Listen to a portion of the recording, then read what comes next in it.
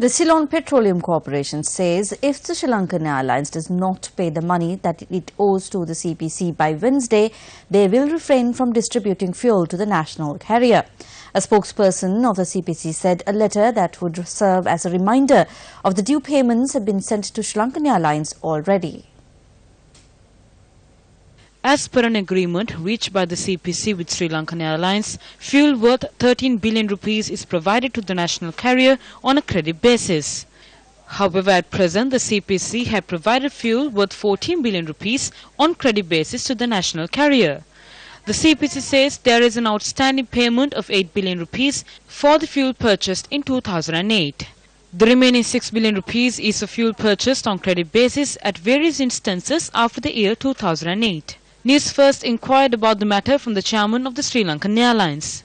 He says the government should take steps to pay this money as it takes time for the restructuring process to yield results.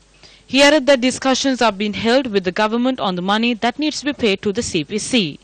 He added that he has not received a letter to remind them of the payments. The government is spending millions to appoint key officials and are also spending millions to remove them. They are paying compensation in millions. The same government that says there is an excess of people are using ministers to force the company to hire people. At one time they say it should be closed, another minister says it should be buried. At another time they say this needs to be sold. At another time they say it needs to be restructured. There is no longevity for the national carrier if it does not have a proper business plan. They cannot operate this like they operate a retail shop. This would be the final result. We strongly urge the government to stop messing about with the national carrier like you have done for the past 3 years.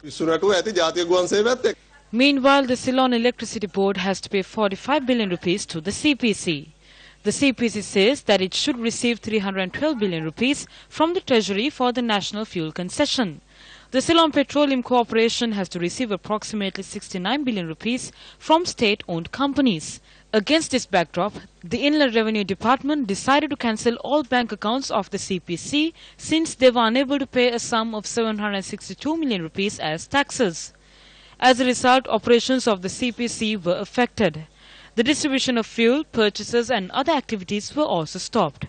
The CPC added that after 500 million rupees was paid to the Inland Revenue Department, the situation returned to normalcy. The Inland Revenue Department has informed the CPC that the balance of 262 million rupees has to be paid by the 20th of July. High officials of the CPC says though the Inland Revenue Department has asked that the due amount to be charged from state institutions, the officials at those institutions have not done so.